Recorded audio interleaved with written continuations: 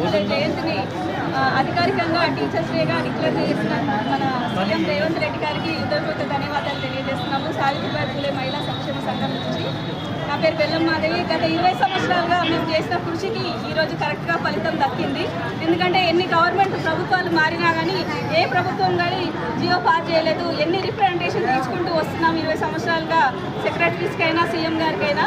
కానీ ఏ సీఎం మాకు చేయని న్యాయం ఈ సీఎం చేశారు.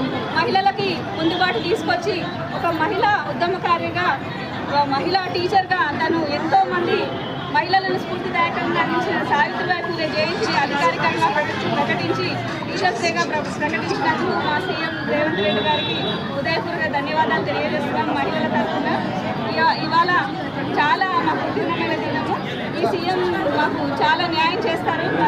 మన కాంగ్రెస్ గవర్నమెంట్ వచ్చినాక అన్ని రంగాలలో అందరు మహిళలకి మహిళా పాఠశాలకు కూడా ప్రోత్సహిస్తూ ఈరోజు చేసిన ఆయన జీవోకైతే నేను చాలా ఆయనకు మా మహిళలందరూ కూడా ధన్యవాదాలు తెలియజేస్తున్నాము. జై సీఎం.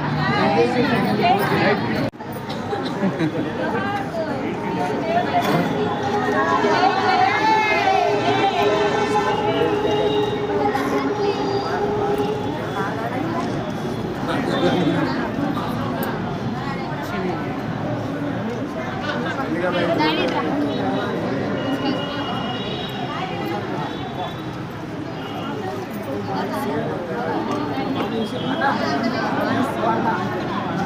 ఏమైనా స్లోగన్స్ ఇవ్వండి.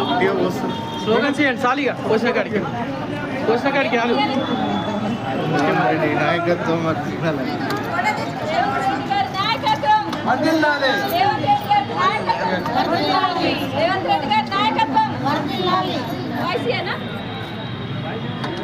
చెప్పు.